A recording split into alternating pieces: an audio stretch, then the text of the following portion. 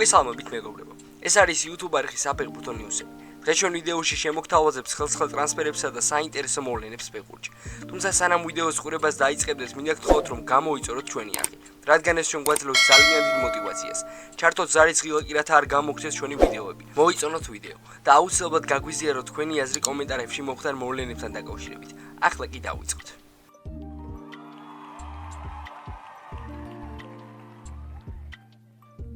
ჩემპიონთა ლიგის ნახევარფინალურ ეტაპზე პირველ მატჩში ლონდონის არსენალი PSG-სთან 0-1 დამარცხდა. ლუის ენრიკემ ხვიჩა კვარაცხელია სასტარტოში შეუცვალა დათამაშა და მეოთხე წუთზე ქართველი ფეხბურთელის საგოლე პასის შემდგომ უსმან დემბელემ გამარჯვების მომტანი გოლი გაიტანა. მე-16 წუთზე ხვიჩა კვარაცხელია მეტოქის საჯარიმოში ბრწყინვალედ იმოქმედა. მეტოქის სამ ფეხბურთელს გაცდა, თამაშის წესის დარღვევით შეაჩერეს, თუმცა პენალტი არ დაინიშნა. ობიექტურებისთვის უნდა აღვნიშნოთ, რომ ქართველი ფეხბურთელი ამისა კიდე უნდა გაუსვათ ხაზი იმ ფაქტს, რომ ტიმბერი კვარაცხელიას წინააღმდეგ რამდენჯერმე დაჭარბდა, თუმცა საჯმა ყვითელი ბარათი არ ამოიღო. ეს გადაწყვეტილებაც ნაკლებად ლოგიკური და ნაკლებად სამართლიანი იყო. მეორე ტაიმში ლონდონის არსენალი დიდ უპირატესობას ფლობდა, თუმცა მიკელ არტეტას გუნდს რეალური საგოლე მომენტების შექმნა უჭირდა. არსენალს შეტევაში კრეატივი ძალიან აკლდა და ტომას პარტეის არყოფნა ნახევარდაცვის თამაშზე ძალიან ცუდად დაისახა.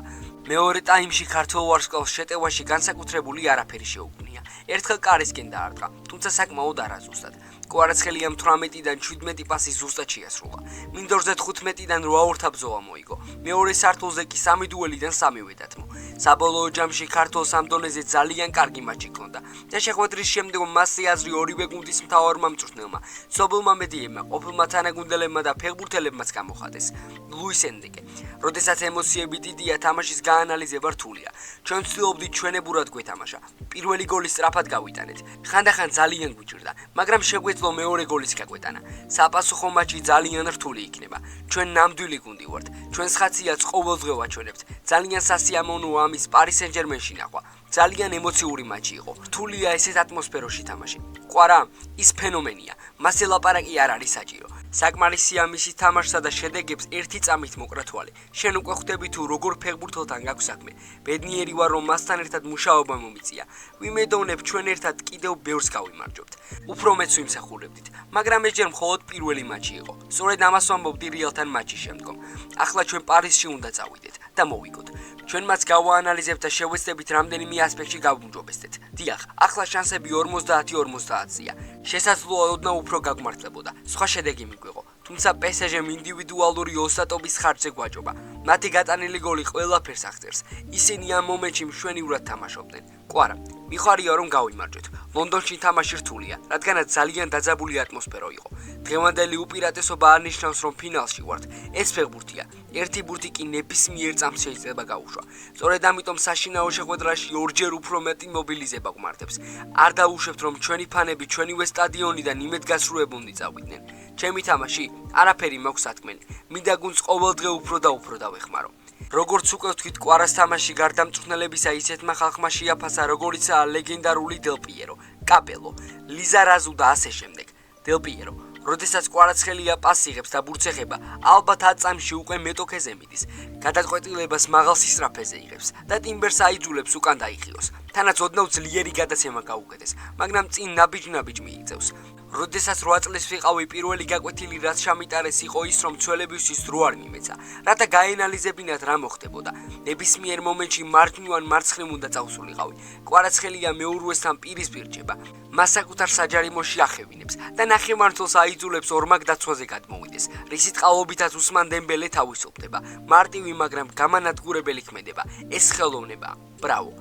ლიზარაზუ: კვარაცხელიას მენტალიტეტი ძალიან მომეწონა. როდესაც ფლანგის მცველი ხარ, უდიდესი კომფორტია შენს ფლანგზე ხვიჩა რომ თამაშობს, რადგან ის ყოველთვის ჩამოვა და დაგეხმარება. ისი რომ კვარაცხელია თავის სამუშაოს აუცილებლად შეასრულებს. სიმბოლურია, რომ ეს ამ პარი სენ-ჟერმენში ხდება. გუნდში რომელიც ერთნაირია და რომლის ყველა ფეხბურთელი შრომობს.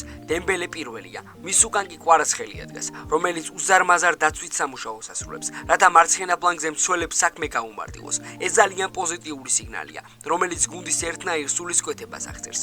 კაპელო: პირადად ჩემთვის მატჩის საუკეთესო ფეხბურთელი ხვიჩა კვარაცხელია იყო.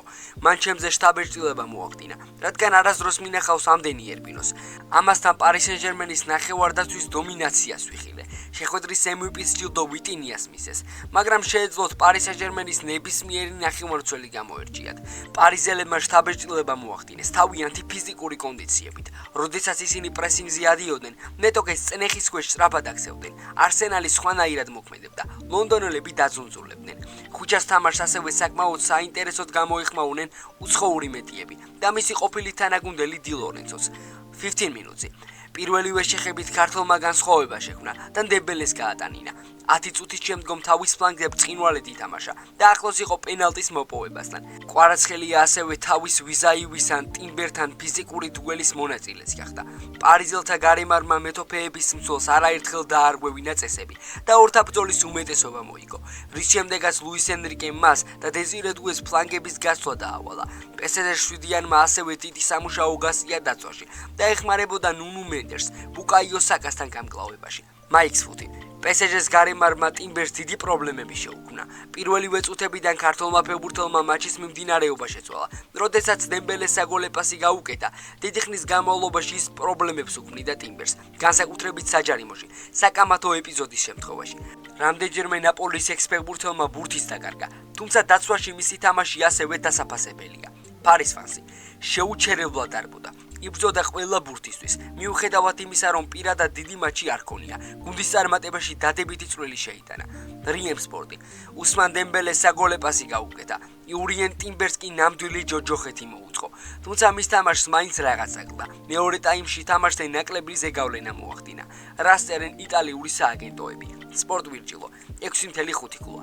როდესაც ის მცველზე პირისპირ მიდის, მის მოწინააღმდეგეებს ლოცვა უწევთ, მაგრამ ხშირ შემთხვევაში ეს საკმარისი არ არის. ეს ტიმბერმაც კარგად იცის. დებელეს გოლის ეპიზოდში ნიდერლანდებმა მისი შეჩერება ვერ შეძლო და ამის შედეგად ძალიან გაუჭირდა მასთან თამაში. ტუტო მერკადოები 6.5 ქულა. პირველი ნახევარი საათის გამო მას უბრალოდ აპლოდისმენტები უნდა მიუძღვნან. ტიმბერი გააგიჟა. მთელი თამაშის განმავლობაში უჭირდა ქართველის წინააღმდეგ თავის დაცვა. დი ლორენცო გუშინ საღამოს პარი სენ-ჟერმენის მაისურით ხვიჩა კვარაცხელიას თამაში უნახე.